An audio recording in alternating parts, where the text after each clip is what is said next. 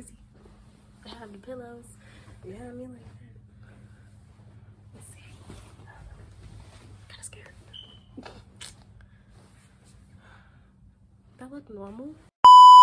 What's up, YouTube? My name's Kiana and welcome to my YouTube channel.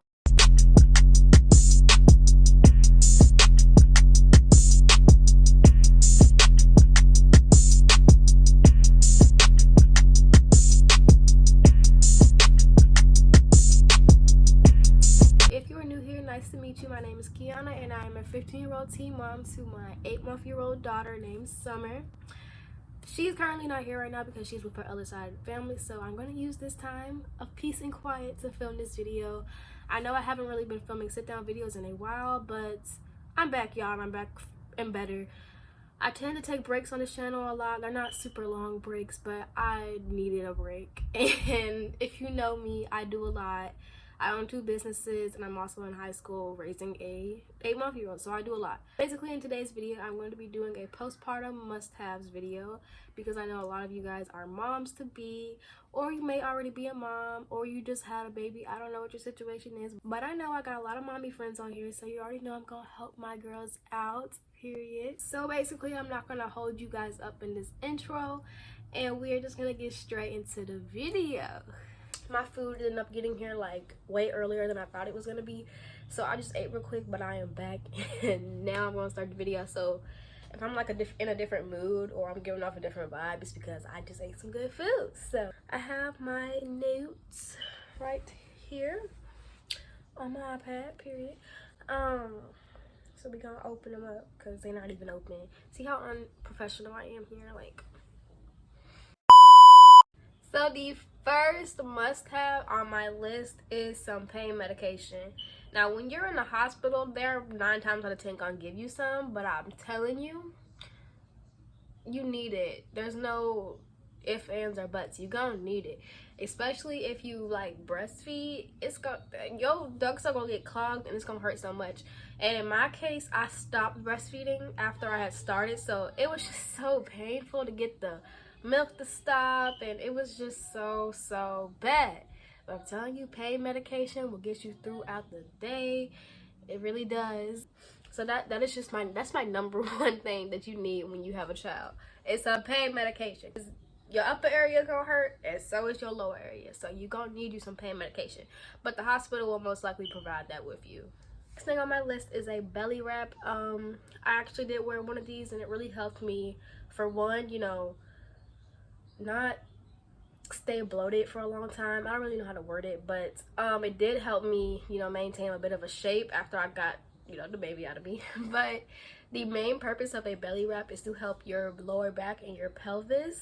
And it's good for you. It's not bad for you at all. And I didn't wear mine until a day after I gave birth because I was honestly kind of scared too. I didn't know like it was like gonna be crushing my insides before they were ready to be crushed. So I waited a day, but I got mine on Amazon, but you can get yours anywhere. And I wouldn't say that it's like a waist trainer. A waist trainer and a belly wrap is 2 different things. There are specific belly wraps for postpartum mommies, so get you a postpartum belly wrap. I should have said that before. But a waist trainer is not a belly wrap, and waist trainers and belly wraps do not necessarily do the same thing. So I wouldn't say that like the belly wrap is gonna make you have an hourglass shape or get your stomach back, but it definitely is gonna do a little bit towards that. It's not just gonna, you know, just be there. It's gonna do something for your stomach, okay? Which I know for my young moms, your body figure after you give birth is like y'all's main concern. I was there. I'm guilty of it as well. I understand you're young and you don't want to have this big puffy stomach this summer, okay? Or winter, whenever you give birth. But in this case, it's about to be summertime, so you out here trying to have a hot girl summer, right? But you can't have a hot girl summer with this big puffy stomach after you gave birth. So that's y'all's main concern. So, you know, I had to put y'all on game a little bit. Next thing are some feminine cold pads or packs. Basically, these are just little pads that have like, you know, the instant ice pack in it, and you put it in your underwear and it soothes down there, which I'm telling you, it sounds weird, but you're gonna need it. It's gonna make everything feel so much better. I didn't use mine. I think I stopped using mine like 3 days after because the pain wasn't that bad, but that first day, baby, I needed those things. and they definitely did me wonders. They make you feel so much better. They make you feel great. So go ahead and get you some. My hospital provided me with some, but you can also go get some in store.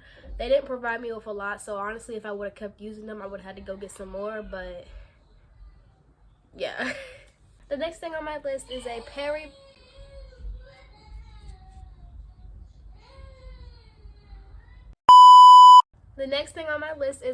Bottle. I really hope I'm saying that correctly, but it's basically just a spray bottle that you squeeze it, and then the water goes up into your, well, not in it, you don't put it in it, but you like after you use the bathroom or when you're in the shower, like things like that, you clean up down there with that thing. I don't know the exact purpose for it, but it definitely does really help, and it keeps it sanitary down there because yeah, it's bloody and it's a mess and it's nasty. You're gonna need it. And also, it's also really good for soothing the pain and tension down there from pushing a baby out. So yeah, unless you have a C-section, you're gonna be pushing something out of there, and you could tear or strain yourself, so you're gonna need some stuff. And especially the next thing on my list, you're gonna need this, and it's kind of disgusting, but the next thing on my list is stool softener. You can already imagine how painful it's gonna be to take a number 2 after you strain yourself down there and push out. Well, basically all I have to say is you're pushing a whole baby out. Like, you already know that's a little painful. So it's not gonna be comfortable pushing out a number 2. So if you get you a stool softener, it's gonna soften it for you so that it goes out easier. And I will tell you from my experience, it is painful. Yeah, you're gonna want some stool softener. Next thing on my list is some nipple butter, or Lansoin, I think that's how you say it. There are different terms for this, but basically it's just the cream that you put on your nipples, and it keeps them moisturized, and it keeps them it gets rid of like a little bit of the pain. Like, what is it called? It's safe for your baby to, if you're breastfeeding, if you put that cream on, the baby can still get their milk.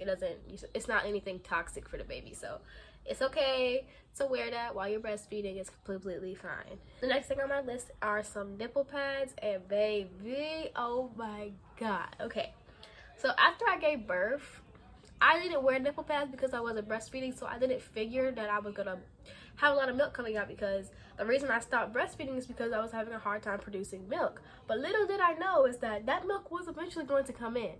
And I remember specifically, this is like how, this is right when it first started.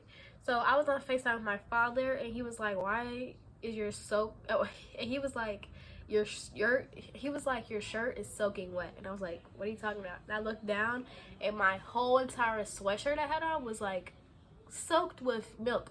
And I was just so mind blown. I was like, oh my god.